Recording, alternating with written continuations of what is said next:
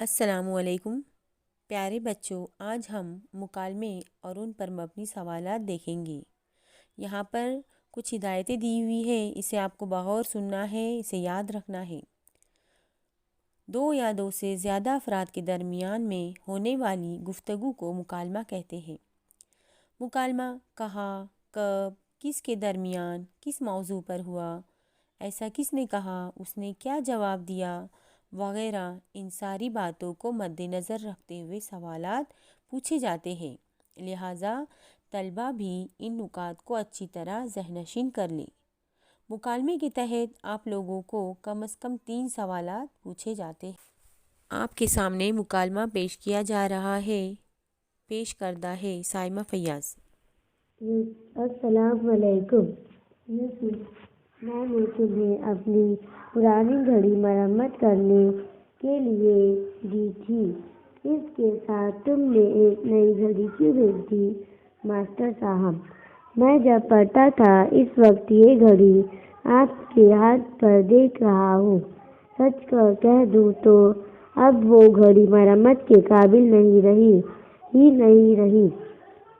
ٹھیک ہے، تمہیں اپنی اس نئی گھڑی کی قیمت تو ادا کر دو۔ کیا قیمت ہے اس کی؟ جناب، شرمندہ مت کیجیے، اسے ایک شاگرد کا تحفہ ہی سمجھ کر رکھ لیجیے۔ اوہ، شکریہ۔ نہیں جناب، مجھے تو خوشی ہوئی کہ آپ نے اس ناچیز کا تحفہ قبول کیا۔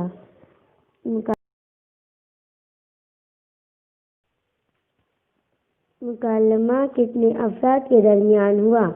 متبادلہ: نمبر 1 نمبر 2 نمبر 3 نمبر 4 یہاں پر نمبر 2 صحیح جواب ہے، اس لیے ہم نمبر 2 والے دائرے میں رنگ بھریں گے۔ گھڑی کی مرمت کون کرتا ہے؟ ماسٹر صاحب۔ نمبر 2 یوسف۔ نمبر 3 یوسف کا بھائی۔ نمبر 4 یوسف کے والد۔ یہاں پر نمبر 2 یوسف صحیح جواب ہے، اس لیے ہم نمبر 2 والے دائرے میں رنگ بھریں گے۔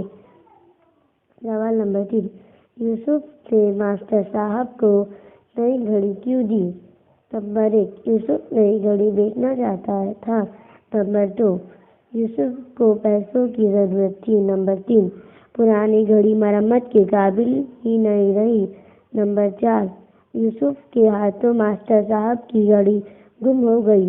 یہاں پر نمبر 3 صحیح جواب ہے، اس لیے ہم نمبر 3 والے دائرے میں رنگ بھریں گے۔